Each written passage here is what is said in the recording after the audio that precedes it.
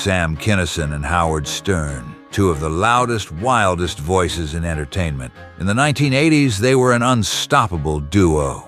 Kinison was the rock and roll comedian, screaming his way through stand-up with a preacher's fire, and Stern was the king of shock radio, pushing every boundary on the airwaves. Together, they were pure chaos, unstoppable, unpredictable, and always entertaining. See how good it is? Oh, look at that. See how healthy it is? That's what...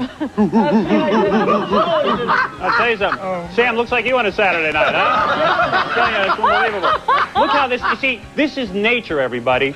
Snapple is so good that even... Snapple probably helped with our evolution. Even the primates themselves will see, yes, Snapple will help our evolution, That Sam. monkey is going to turn into a man during this commercial. This monkey will grow into a man. Finally, all those yahoos in the deep south will realize how important evolution is. Big gorilla. Put a big gorilla there. You know? But in show business, friendships can be as fragile as egos, and this one was no different. It started small. Stern would joke about Kinison's partying, his hard-living lifestyle, the way he burned through money and relationships. At first, Sam laughed it off, but after a while, it started to feel like something else. Like Stern wasn't just making fun of him, he was mocking him. Now, let me say something to Sam. We were talking during the commercial. I'm worried about Sam in the sense that you were accused of having an illegal gun in your house. Yes. And I just want to make a statement that thank God this guy had an illegal gun in his house.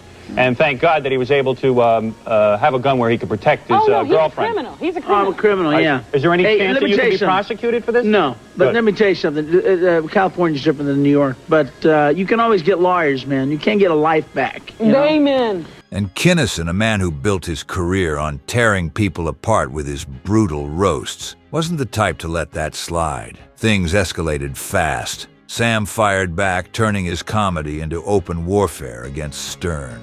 On stage, in interviews, on live radio, he didn't hold back. He called Stern a backstabber, a phony, someone who used people and then threw them away. And Stern, he hit back just as hard.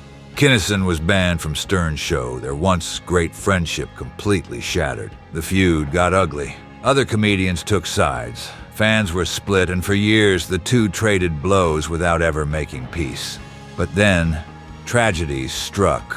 In 1992, Sam Kinison was killed in a car accident, just 38 years old.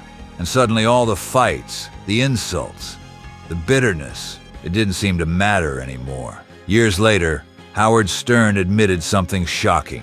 He said the feud was one of the biggest mistakes of his career, that if he could take it back, he would. Because in the end, it wasn't just a fight between two entertainers. It was the loss of a friend. And in show business, where egos clash and careers rise and fall, sometimes the biggest regret is the fight you never needed to have. Two legends, one unforgettable rivalry, and a lesson about what really matters in the end.